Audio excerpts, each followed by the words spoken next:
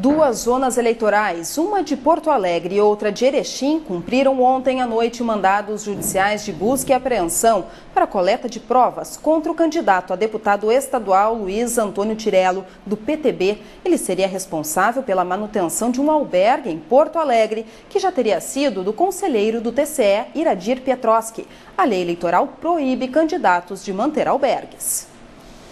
Em nova pesquisa Datafolha, divulgada hoje, Tarso Genro sobe 2 pontos e agora tem 44% das intenções de voto para o governo do Rio Grande do Sul.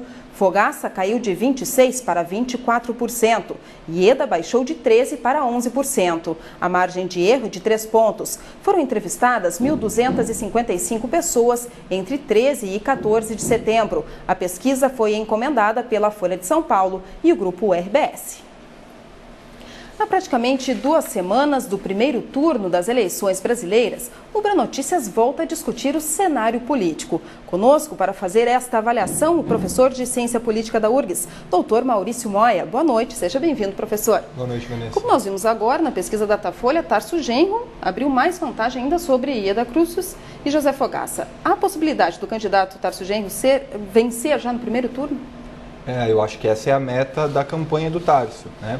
Porque no segundo turno o Tarso iria contra, seja o Fogaça ou seja a Ieda, seriam todos contra o Tarso, né? Então eu acredito que essa é a vontade, o desejo e o principal meta da campanha do PT vencer já no primeiro turno. E o que os outros 2 candidatos estariam fazendo de errado, então, porque tiveram uma queda, não é mesmo? Na verdade, tecnicamente não foi uma queda, porque se a margem de erro de 3 pontos e eles perderam 2 pontos, então a perda ainda está nessa margem de erro. Então eu diria que eles estão estáveis enquanto o Tarso cresce. E é difícil avaliar o que aconteceu de errado, o que faz de errado numa campanha, na medida em que a intenção de voto de todos os candidatos tem se mantido assim, razoavelmente estável desde o início, com pouco crescimento, com um crescimento constante do Tarso e um crescimento, oscilações dos outros 2. Então, eu acho que o eleitor do PT está mais decidido, enquanto os eleitores dos outros 2 candidatos, na verdade, não tem motivos, não tem informações para ampliar essa base de eleitores. Professor, o principal adversário de Tarso Genro, José Fogaça, está faltando um pouco de agressividade por parte dele para tentar bater um pouco Tarso Genro?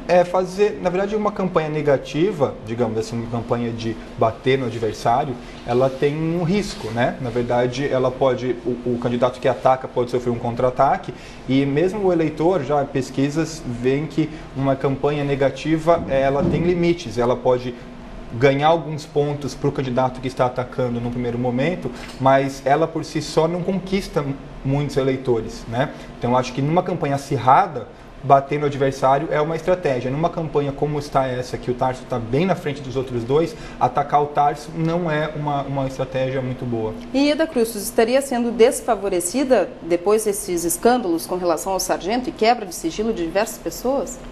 Bom, pelos dados da pesquisa, ela está no mesmo patamar, então eu acredito que isso não tenha afetado até o momento os eleitores da Ieda. A verdade é que é uma intenção de voto para quem está no cargo, para quem está concorrendo à reeleição, 10, 12% de intenção de voto é bastante baixo, né?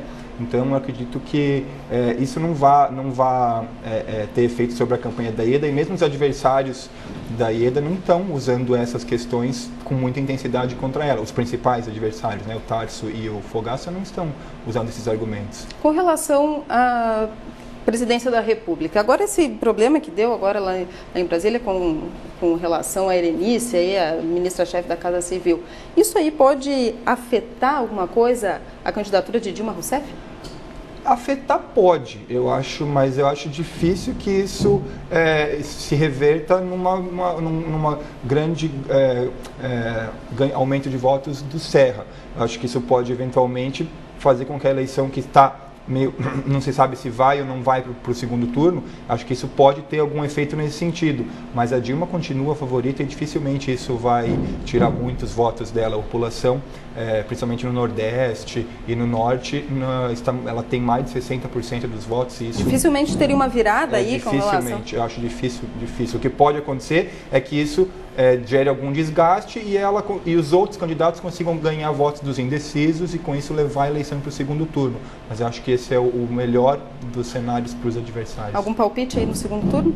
Para o presidente? Eu acho que a Dilma deve levar. Tá certo. Muito obrigada, doutor. Muito obrigada, professor, pelo seu comparecimento aqui no Ubra Notícias. Até uma próxima. Eu que agradeço. Até a próxima. Boa noite. A seguir, a previsão do tempo para o fim de semana e ainda, Inter se aproxima dos líderes do Brasileirão. O ônibus da linha Turismo na capital vai circular durante o feriado de segunda-feira. O passeio percorre os principais pontos turísticos da cidade. A reserva deve ser feita antecipadamente. Os preços variam entre R$ 8 e R$ 15.